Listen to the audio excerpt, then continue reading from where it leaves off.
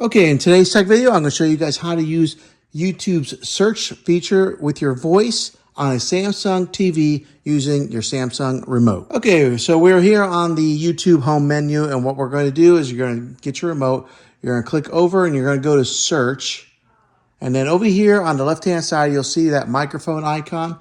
That's where you're going to want to go. So you're going to click on that, and then you're going to press enter on your remote. So for mine, it's right here. It's just right here in the center of the circle. I'm going to click on that. Now it says press and hold the microphone button to search for something. So the microphone button is on my remote right there at the very top. Yours may look similar to this.